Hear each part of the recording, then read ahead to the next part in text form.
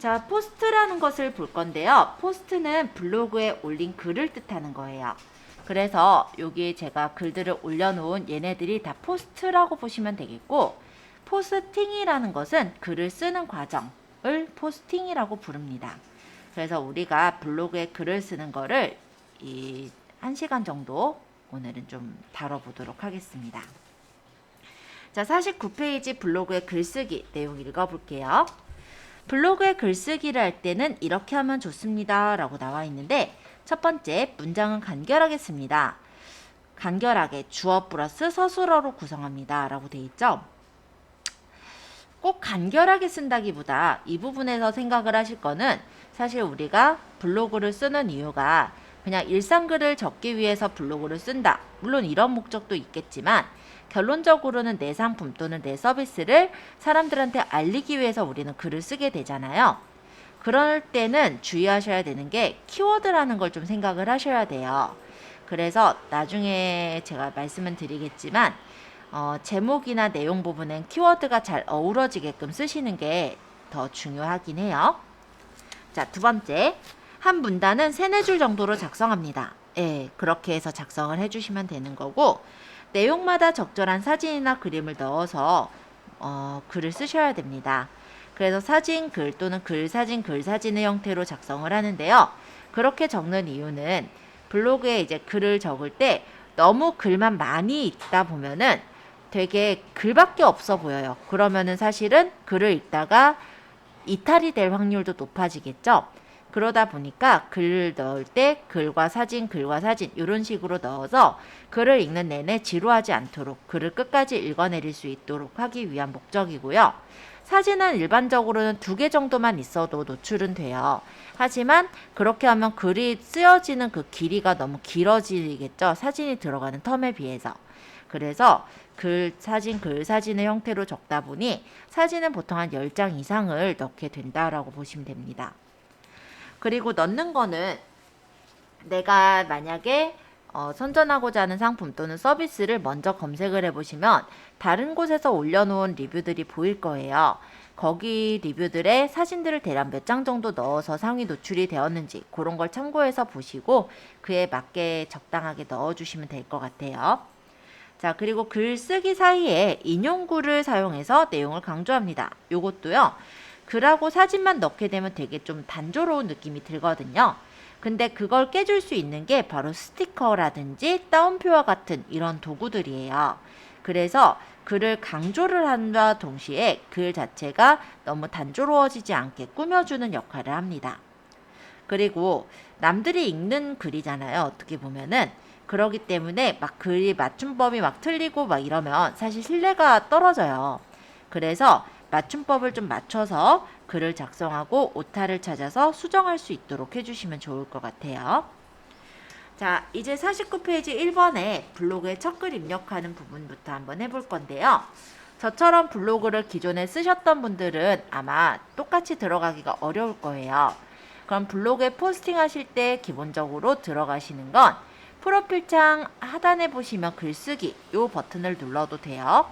근데 이 버튼 또한 위젯을 밑에다가 내려놨다면 이 버튼을 찾아서 누르기가 쉽지가 않죠. 그래서 말씀을 드리는데요. 블로그에 글 쓰실 때는 제일 상단에 네 메뉴 있어요. 이 네 메뉴에서 글쓰기를 눌러서 쓰세요. 그러면 아주 간단하게 에디터 창으로 들어올 수가 있습니다. 자, 50페이지 볼게요. 그래서 우리가 이제 제목을 클릭해서 제목을 입력을 할 거예요. 그럼 이 제목 부분을 클릭하셔서 내용을 적으시면 되죠. 지금은 책에 있는 대로 적을 건데 라운스 라이프 블로그는 아니니까 우리 블로그명 적고 블로그 시작 적을게요. 그러면 저는 엘리의 일상 리뷰 블로그 시작이라고 적고, 이 밑에다가 이제 포스팅의 내용을 적는 건데요. 이 포스팅의 내용 부분을 클릭하셔서 내용을 적어보도록 하겠습니다. 지금은 저는 책에 있는 대로 적을 건데 멘트를 다른 멘트로 바꿔 적으실 분은 다르게 적으셔도 돼요.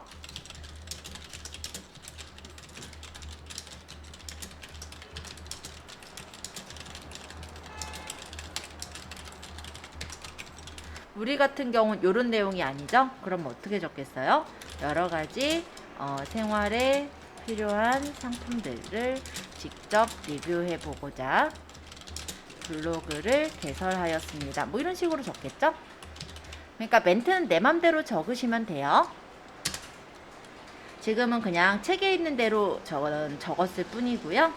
여러분들이 멘트는 지어주실 수 있다면 알아서 지어서 적으시면 될 것 같아요.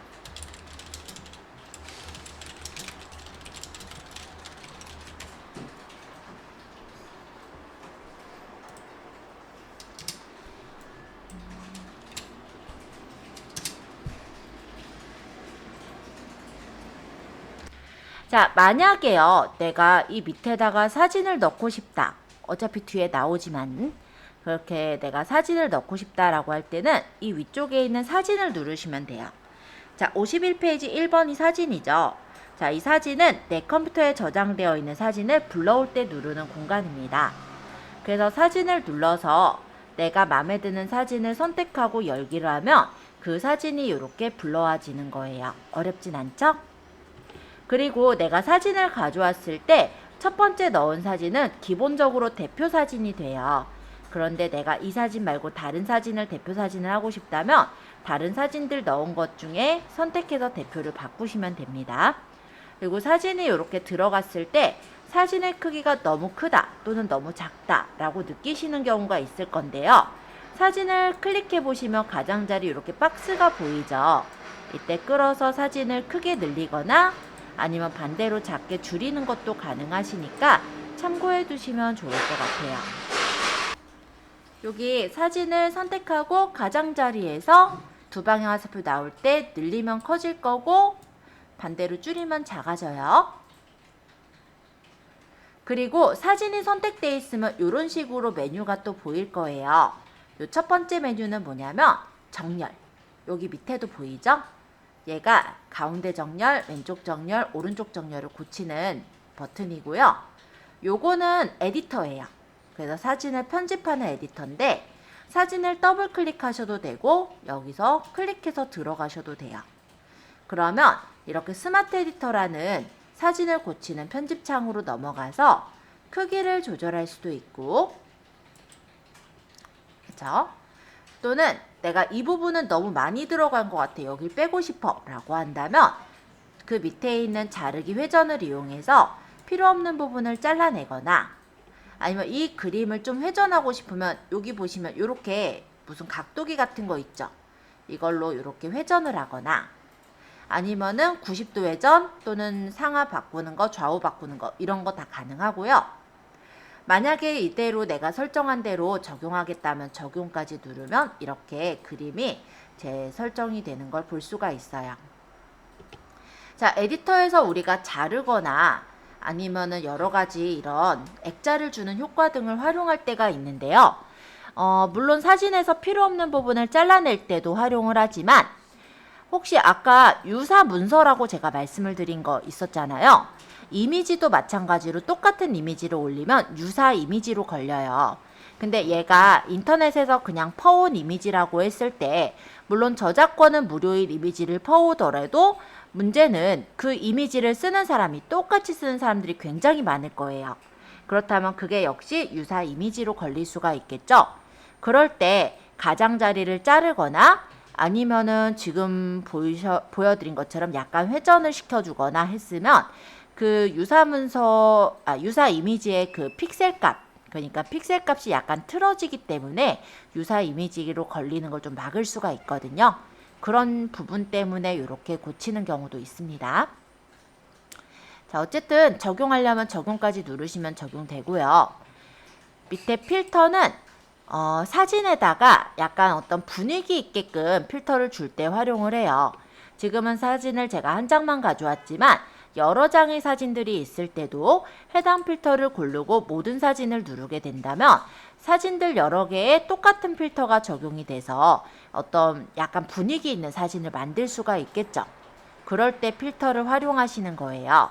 그리고 필터 효과가 엄청 많다 보니 그 중에 내가 자주 쓰는 필터 효과가 있다면 이 별표에 체크를 해두시면 즐겨찾기로 추가가 되기 때문에 나중에 자주자주 그 필터를 활용하실 수가 있을 거다 정도 말씀드리고요. 그 옆에 밑에 있는 보정도 한번 나가 볼게요. 이거 순서대로 쭉 설명드리는 거니까 혹시 버튼이 잘 안 보이셔도 그냥 그 밑에 거 이렇게 누른다고 생각하시면 됩니다. 자, 이 보정이라는 건 뭐냐면 사진을 찍었을 때 우리가 실내에서 찍으면 사진이 잘 찍었다 해도 조금 어둡게 찍힐 때가 있잖아요. 그럴 때 보정에 가셔서 밝기나 채도를 조절할 수가 있어요. 사진 자체의 밝기나 채도, 이런 선명도 값들 내가 원하는 값대로 조절을 하는 메뉴가 보정이라고 합니다. 필터랑의 차이점이라면 필터는 필터 효과를 한 번에 각각의 그 사진들이 많다라고 했을 때 그 사진들에 모두 적용을 시킬 수가 있지만 보정의 경우는 모두 적용은 없어요. 그래서 사진 한 장 한 장마다 내가 조금씩 밝기나 대비를 맞추고 싶을 때 그럴 때 보정을 들어간다고 생각하시면 될 것 같아요. 자, 보정 메뉴는 이 정도만 얘기하고 그 다음에 액자 얘기할게요. 액자의 경우는 가장자리에 테두리를 주는 거예요. 이런 식으로 액자 효과를 주는 건데 아까 말씀드린 것과 같이 사진이 있을 때 그 사진을 똑같이 쓰는 사람들이 많다라고 한다면 이런 식으로 액자를 넣어주면 조금 다른 사진을 만들 수가 있잖아요. 그런 용도로 사실은 활용을 하기도 합니다. 근데 사실 저는 액자 넣으면 깔끔해 보이지는 않아서 개인적으로는 추천은 하진 않아요. 자, 바로 밑에 있는 서명. 서명의 경우는 내가 블로그에 어떤 사진을 넣었을 때 이 사진이 내 거다라고 어떻게 보면은 워터마크를 찍는 게 서명이라 보시면 되는데요.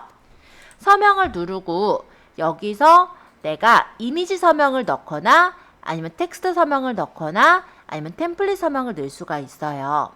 이미지 서명의 경우는 내가 기왕에 먼저 만들어 놓은 이미지가 있다면 그 이미지를 집어넣어서 활용할 수가 있는데요. 저번에 제가 넣었던 하늘물이 딱 나왔네요. 그쵸? 사이즈는 가로는 400, 세로는 200, 요 정도 안쪽으로 사이즈를 만들 수가 있어서 내 로고를 미리 캔버스에서 이에 맞게, 그러니까 뭐 200에 200으로 만들어도 될 테고 사이즈를 맞게 만들어서 이미지에다 넣어 놓으면은 여러 가지 이미지에 한꺼번에 서명을 넣어서 꾸며주실 수가 있어요.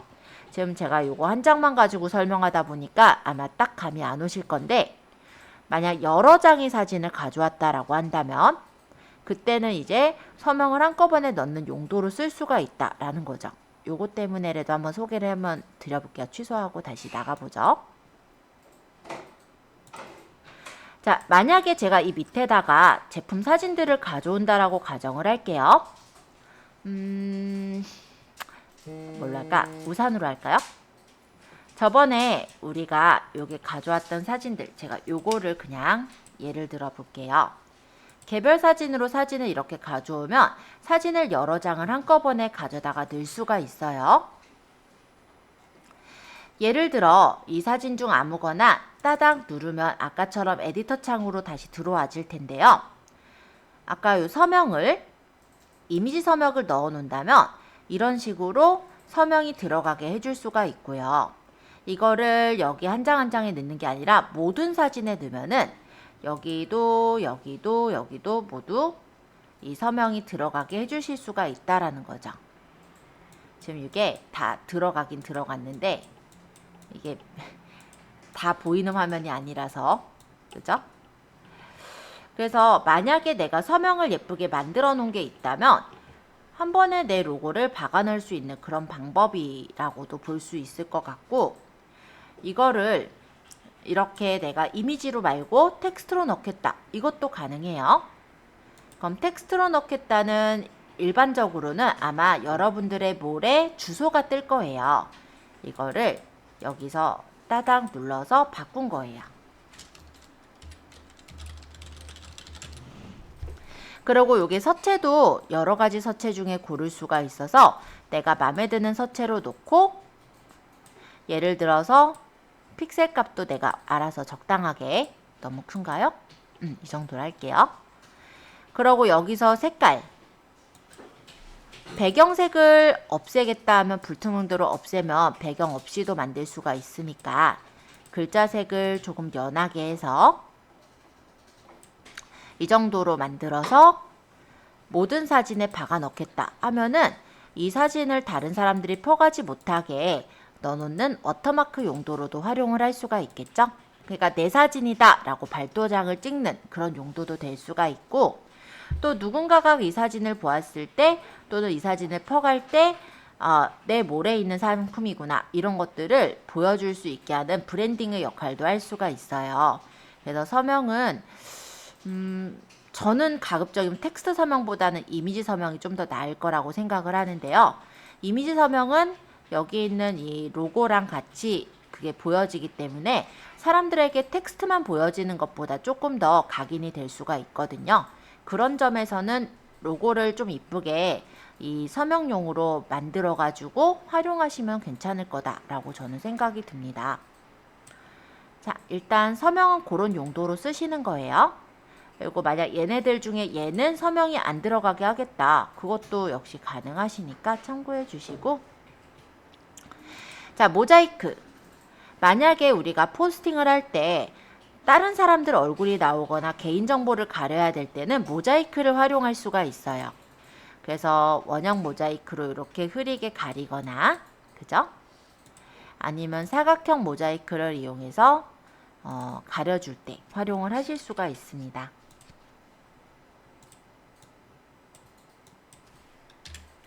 사각형 모자이크로 뭐 예를 들어 얼굴만 이렇게 가려서 뭐 생략을 해준다든지 이런 모자이크 효과가 있어요. 그리고 텍스트는 뭐냐면 그 사진에다가 글씨를 적는 걸 텍스트라고 해요. 그래서 일반 텍스트를 추가하시면 내용을 내가 이런 데다가 적어서 입력할 수가 있는 거고요.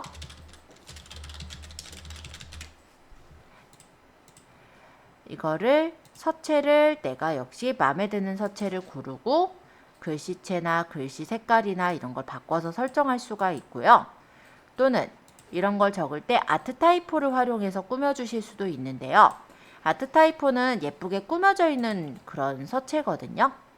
그래서 크기 조절해서 여기다 놓고 따닥 해서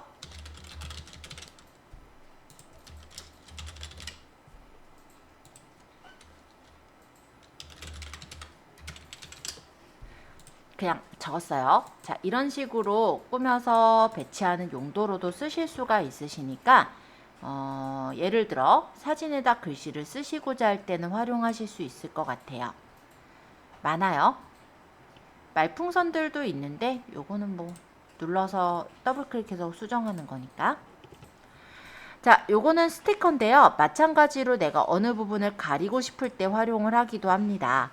그리고 이렇게 글씨 스티커들을 활용해서 꾸며주시는 용도로도 활용할 수는 있어요. 마스크는 자르는 거예요. 그러니까는 내가 어느 부분만 보이게 하고 나머지 부분을 잘라낼 때 그때 이제 마스크를 활용해서 자를 수가 있고요.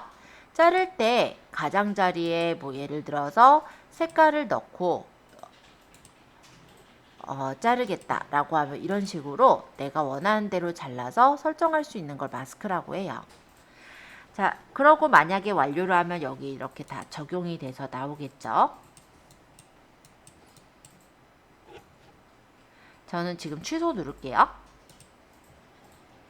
편집 중인 내용은 저거 취소할 거니까 확인. 자, 에디터 설명하느라고 제가 좀 추가해서 설명을 드렸고요.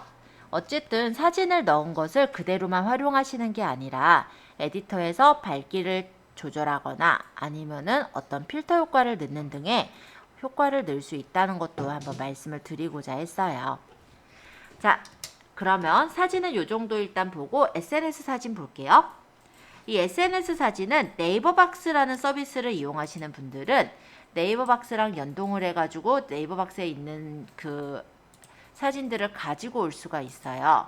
근데 이 네이버박스 자체를 저는 많이 쓰지를 않는데 왜냐면 아이디당 하나가 아니라 이거는 주민번호당 하나거든요. 그래서 제가 블로그가 3개 정도가 있다라고 한다면 한 곳에만 연결해서 쓸 수가 있어요. 그래서 쓰실 분들은 그거 좀 참고해서 쓰시면 될 것 같고 저는 이것을 그래서 쓰고 있진 않아요. 페이스북이나 인스타에서 가져올 수는 있다고는 하는데 이렇게 가져올 일은 별로 없어서 넘어가겠습니다. 자, 이제 세 번째 동영상입니다. 자, 이 동영상은 동영상을 추가할 수가 있어요. 그래서 내가 찍은 어떤 동영상이 있다면 동영상을 눌러서 동영상 추가를 하실 수가 있게 되어 있는데요. 동영상 추가는 최대 10개까지 가능해요.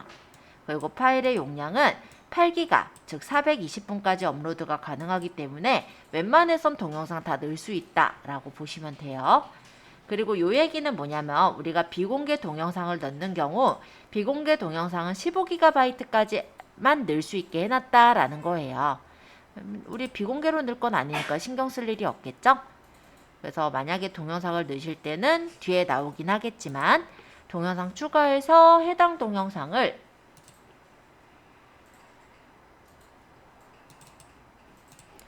골라서 열게 하면은 여기 이제 동영상이 업로드가 되면서 대표 이미지를 고르고 제목 부분에 별표 있죠. 제목을 적고 완료하면 동영상이 들어가지는 거예요. 이거는 나중에 넣을 거니까 지금은 넣지 않을게요. 자, 그 다음 옆에 스티커. 스티커는 스티커를 삽입해서 글을 생동감 있게 표현하는 건데요. 스티커를 눌러보시면 요 옆에 이렇게 스티커가 보입니다. 그래서 내가 넣고 싶은 스티커를 눌러서 설정하면은 이런 식으로 스티커를 중간에 꾸며서 넣을 수가 있는 거예요. 그래서 기본적으로 제공되는 스티커들이 있고 내가 필요한 스티커는 구매를 해서 쓰실 수도 있어요. 만약에 어떤 리뷰 같은 것들을 주로 올리시는 분들은 공정위 문구를 넣어야 되는 부분이 있어요. 그래서 아마 여러분들이 간혹 보면은 블로그를 쭉 읽다가 보면은 요 블로그는 뭐 원고나 얼마를 받고 만든 블로그입니다. 뭐 이런 식으로 적혀 있는 게 보일 건데요. 그런 거 공정위 문구 같은 거를 우리가 타이핑해서 적으려면 아무래도 글자라든지 이런 부분들이 좀 걱정이 되실 때 그때 스티커를 오지큐 마켓에서 구매를 해서 쓰셔도 됩니다. 그래서 이런데 이제 보면은 혹시 이쁘게 만드실 분은 직접 만들어서 등록해 놓고 쓰셔도 되겠죠?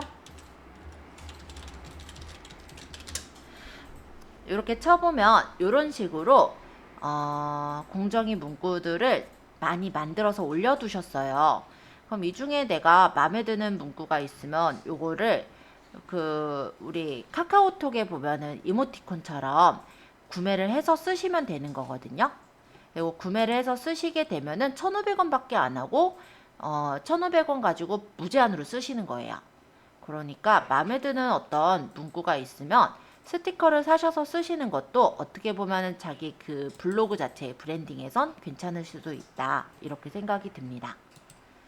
그래서 만약 구매하실 거면 그렇게 하시고 기존의 스티커 이용하실 거면 그냥 눌러서 스티커 이용하시면 돼요. 이런 식으로 바로 적용해서 쓸 수가 있고 스티커를 클릭해서 정렬을 이렇게 위치를 바꾸거나 마음에 들지 않을 때는 옆에 쓰레기통 눌러서 버리면 돼요.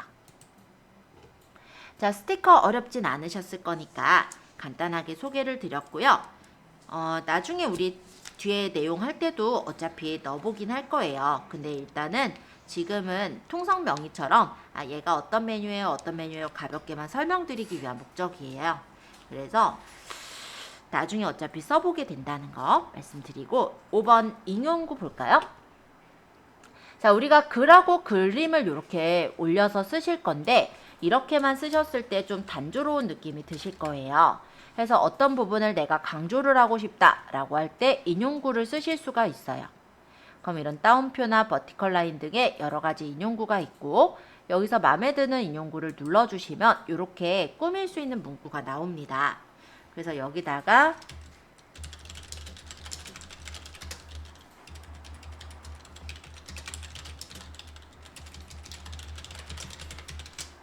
뭐 이런 식으로 꾸며주면은 그냥 글만 적는 것보다 조금 더 예쁘게 보일 수가 있죠. 그리고 강조도 돼 보일 거고요.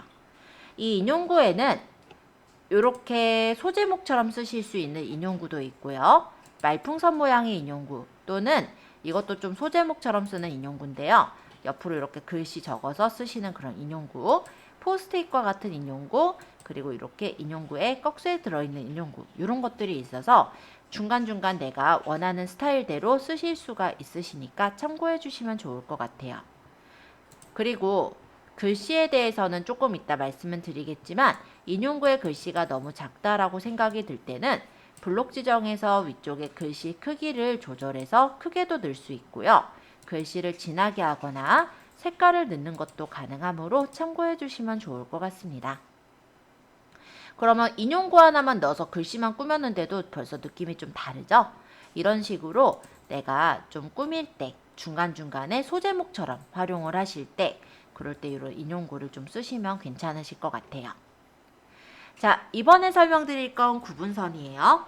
구분선은 각 요소 사이 구분선을 추가해서 분류합니다 라고 적혀 있는데요. 내가 블로그의 내용을 적을 때 블로그에 하나의 포스팅을 적을 때 조금 구분을 해서 적고 싶다면 그 인용구, 그러니까 구분선을 넣을 부분에 커서를 놓고 구분선을 골라서 넣으시면 돼요.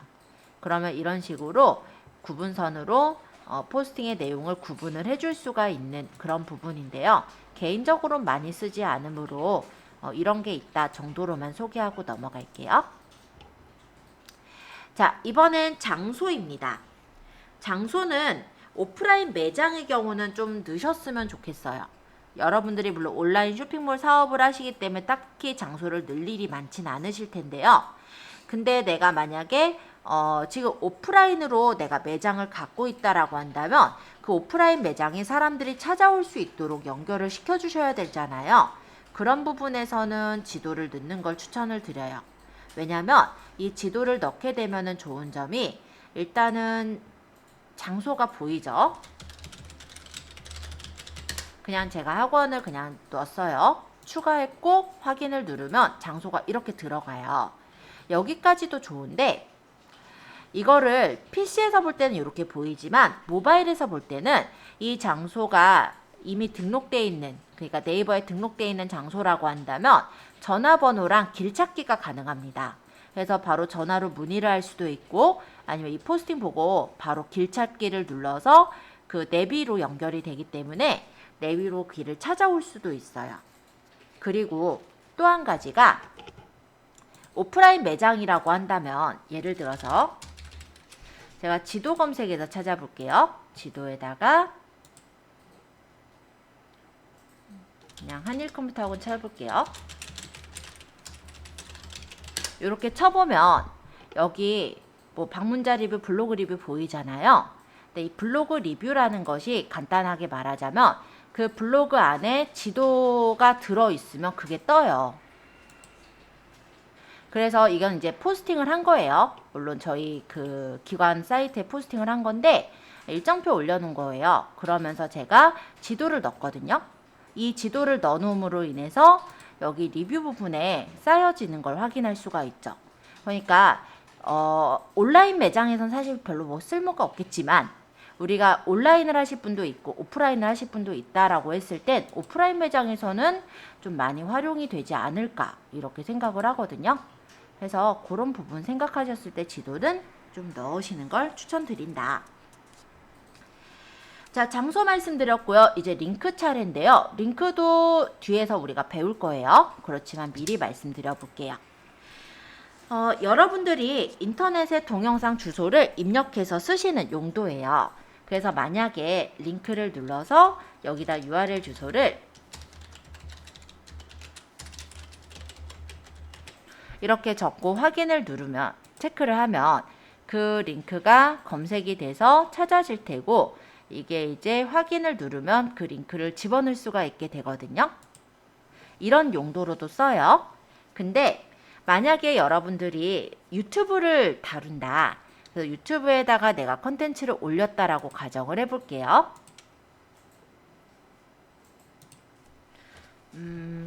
지금은 그냥 아무거나 가져오죠. 뭐 그냥 뭘 가져올까? 아무거나가 더 힘들네요, 가끔. 자, 예를 들어 이거를 내가 썼다라고 가정을 할게요. 그럼 얘를 이렇게 선택을 해서 여기서 공유를 해서 이 유튜브의 주소를 복사를 하잖아요. 이거를 아까 여기 링크에다가 좀 기다리면 이렇게 링크가 옮겨져 와서 확인을 누르면 이렇게 유튜브의 내용을 블로그에서 볼 수 있게 이렇게도 연결할 수가 있거든요. 근데 이렇게 하면 또 좋은 점이 뭐냐면 블로그를 보다가 물론 이 블로그랑 관련된 링크겠죠. 그죠? 어쨌든 블로그를 보다가 만약에 내가 뭐 과일 잘 선택하는 방법이라는 포스팅을 썼다고 가정을 할게요. 그런데 과일 잘 선택하는 방법을 텍스트랑 그림만 봐서는 사실 딱 눈에 안 들어와요. 그런데 만약 여기에 과일 잘 선택하는 방법에 대해서 조금 더 보시기 편하도록 동영상을 올려드릴게요 라고 하면서 이런 걸 하나 띄웠다라고 가정을 할게요. 그러면 그 부분에 관심이 있으니까 눌러서 보겠죠. 그러면 이 블로그에서 이 동영상을 보는 시간이 그만큼 더 들게 될 거예요. 왜냐면 블로그라는 게 아직 우리가 다 모르는 부분이긴 하지만 체류 시간이라는 게 되게 중요해요. 그래서 그 체류 시간을 끌어올 수 있는 용도도 될 거고요. 또 이게 어디서 재생이 되냐면 유튜브에서 재생이 되는 거거든요. 그러다 보니까 유튜브에서 이 동영상이 재생이 되는 그 재생 시간도 더 늘릴 수 있는 방법이 됩니다. 그래서 서로 간에 도움이 되는 부분이라서 나중에는 이런 링크 같은 것도 좀 잘 활용하셨으면 좋겠어요. 일단 저희 책에서도 뒤에 나오기 때문에 그때 또 설명은 드리겠지만 링크는 그런 용도로 쓰는 거고요. 파일은 내 컴퓨터나 마이박스에 파일을 삽입해서 넣어주는 용도인데요. 파일당 10MB까지 첨부가 가능해요. 그래서 큰 파일은 안 되고 간단한 어떤 문서 같은 거를 공유하실 때는 쓰실 수가 있습니다. 자, 여러분들 블로그에서 정보를 찾는 사람들 중에서는 광고를 보기 위해 들어오시는 경우보다는 정보를 찾기 위해서, 정보를 얻기 위해서 들어오시는 경우가 많아요. 그럼 예를 들어서 이력서 작성하는 방법, 이력서 작성하기 쓰면서 이력서 폼을 우리가 만든 것을 파일로 올려서 준다면 사람들이 그거를 다운로드를 받으러 들어오거나 다운로드를 클릭하게 되는 경우가 많아지겠죠. 그러면은 일단 그 부분에서 유입이 더 많이 일어나게 하기 때문에 초반에 우리가 좋은 어떤 정보들과 어떤 폼을 가져갈 수 있게 하는 용도로 파일 추가를 하시는 경우들이 좀 많아요.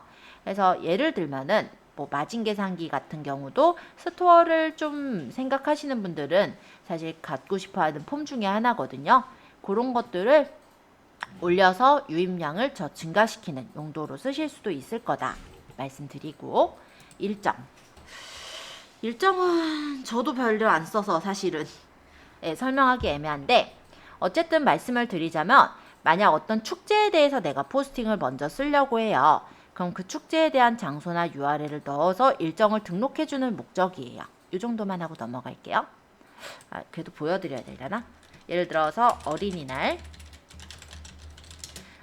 잠실 쪽에 포켓몬 축제가 있더라고요.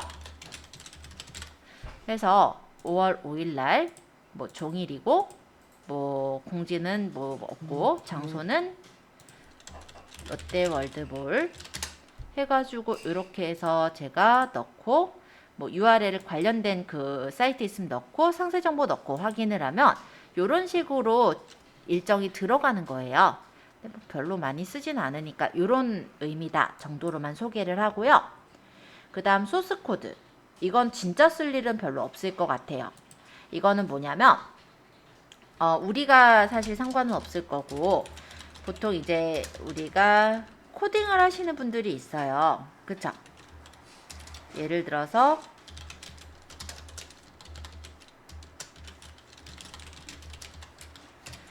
내가 블로그를 쓸 때 우리는 뭐 일상 리뷰를 쓰시지만 만약에 어떤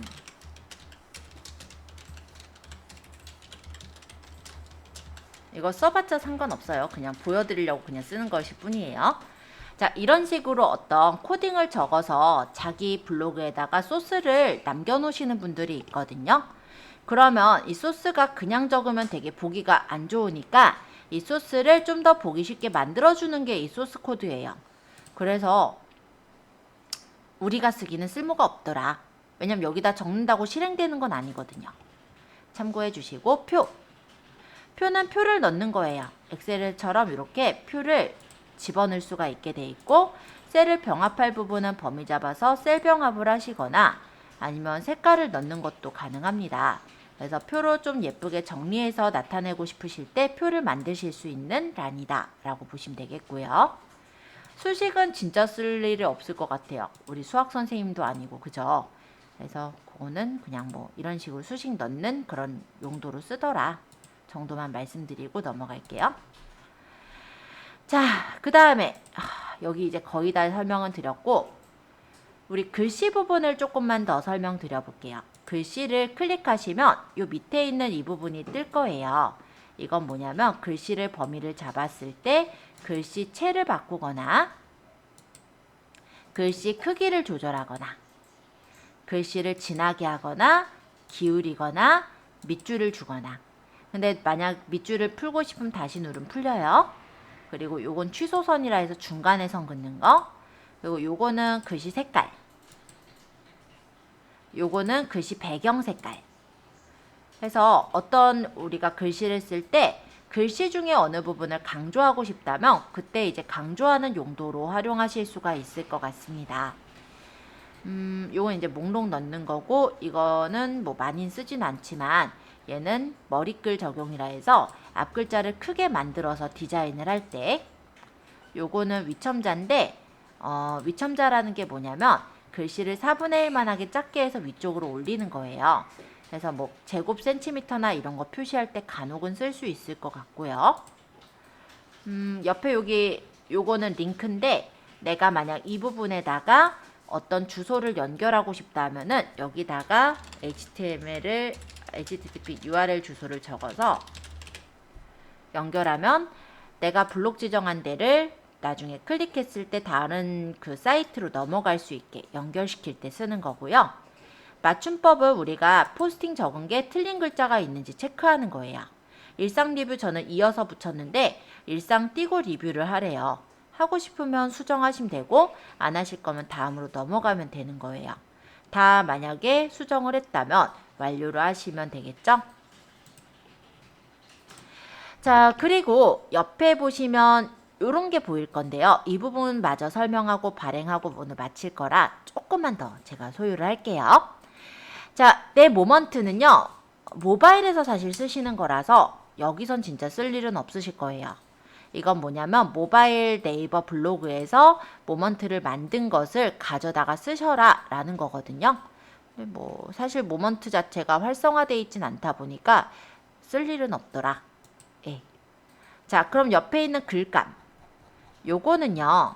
예를 들어 내가 여기 블로그에 제품에 대한 포스팅을 쭉 적고 나서 그 제품 사러 가기를 해주고 싶어요. 그럴 때 글감에서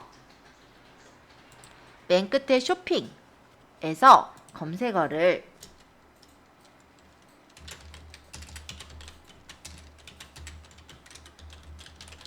이런 식으로 적으면 해당 그 우산 지금 네이버 쇼핑에 올라와 있는 것들이 쭉 보이거든요.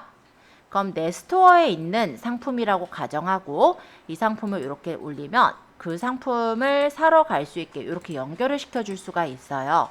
그런 용도로 쓰실 때 쇼핑이라는 부분에 글감은 활용하실 수 있을 것 같아요.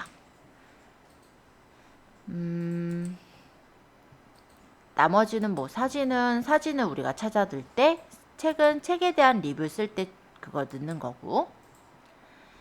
자, 라이브러리는 사진을 넣은 것들을 이렇게 보여주는데 지금 대표가 제일 처음에는 고양이가 대표로 있지만 이거 말고 나는 이 사진을 대표로 하고 싶다면 이 사진을 눌러서 대표로 바꿀 수가 있는 그런 부분이 라이브러리라고 보시면 되겠고요.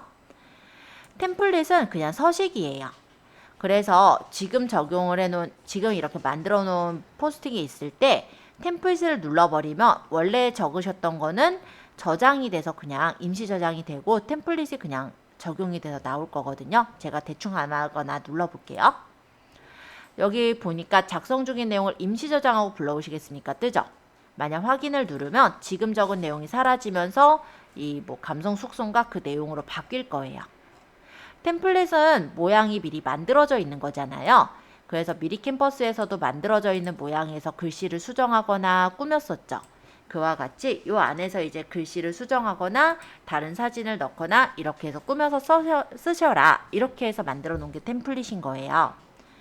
그래서 추천 템플릿, 부분 템플릿, 내 템플릿 등이 있고 부분적으로 꾸밀 때는 부분 템플릿을 활용하시면 되고 만약에 내가 주로 똑같은 형식으로 쓴다라고 한다면 내가 포스팅을 예쁘게 쓰면서 내 템플릿에다가 추가를 해놓으면 그거를 불러다가 글을 쓰실 때 쓰시는 게 가능하더라. 그리고 제가 템플릿을 눌러서 원래 쓰던 내용이 지금 사라졌을 건데요. 여기 저장해 보시면 숫자 있죠? 이 부분에 아까 작성했던 문서는 그대로 있어요. 그럼 얘를 다시 불러오고 다시 쓰시는 것도 가능하다. 자, 그리고 나중에 이제 내가 다 적었다라고 가정을 한다면 이게 PC에선 어떻게 보일지, 모바일에선 어떻게 보일지 확인하고 싶을 때 아래쪽에 있는 이 부분을 누릅니다. 얘는 모바일 화면, 얘는 태블릿 화면, 얘는 PC 화면. 그래서 PC에서 모바일에서 잘 보이는지 체크를 해보실 수가 있는 메뉴고요. 만약에 여기까지 다 보셨다라고 한다면 나중에는 이제 발행을 하겠죠.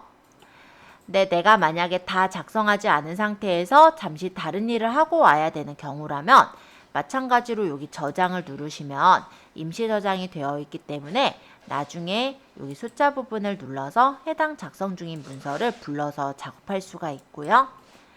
다 작성했다라고 했을 때는 발행을 하는 거예요. 그런 카테고리를 내가 원하는 카테고리에 지금은 그냥 일상을 누려야 될게요. 그래서 태그는 여기다가 내가 적고 싶은 태그를 적어서 발행을 하시면 이제 우리가 블로그로 포스팅하는 게 끝나게 되는 거예요. 그래서 전체적인 내용은 오늘 쭉 설명은 드렸지만 한번 이렇게 설명 들었다고 다 이해를 하시면 우리나라에서 블로그 포스팅 못하는 사람이 한 명도 없겠죠? 그래서 다음 시간에는 여기 책에 있는 뭐 대추라든지 뭐 이런 것들 사진을 활용해서 글 쓰는 그 연습을 똑같이 진행을 할게요. 그렇게 해서 연습하시고 나중에 포스팅을 내가 직접 올려보는 것까지 그렇게 블로그에서는 잡아 드릴 거예요. 한번 올려보시고 싶은 분은요, 발행하셔서 카테고리는 그냥 일상을 누려요 선택하시고 그러고 발행까지 한번 눌러보세요. 그럼 여러분들 블로그에 이렇게 포스팅이 올라간 게 아마 확인되실 거예요. 지금 아무 내용이나 막 넣은 거라 사실 이쁘지는 않은데 어쨌든 설명한 거 한 번씩 확인하는 용도는 될 것 같아요. 클릭하면 이렇게 제가 연결한 블로그나 아니면 링크로 넘어가지는 거 보이죠? 아까 동영상 안 넣었으니까. 그리고 아까 여기 보시다시피 학원 주소를 제가 넣었는데 보니까 제가 예약 서비스를 연결해 놨다면 예약을 눌러서 예약을 걸 수도 있을 거고 만약에 모바일에서 보면 여기 이제 전화를 거는 게 있어서 전화를 바로 걸거나 아니면은 내비로 찍어서 올 수 있게 그렇게도 연결이 될 테니까 그런 것도 한번 확인할 수 있을 것 같고요. 자, 한 번씩 다 보셨다면 오늘은 여기까지 해서 마치도록 하겠습니다. 혹시 내가 적은 이 블로그의 글, 포스팅한 글을 제거하고 싶다라고 생각이 든다면 여기 옆에 보면 URL 복사 통계 옆에 점점점 있죠? 여기 눌러서 삭제 가능하시니까 혹시 제거하실 분은 삭제하셔도 돼요. 오늘 거는 뭐 별 영향가 없는 포스팅이니까 굳이 있을 필요는 없거든요.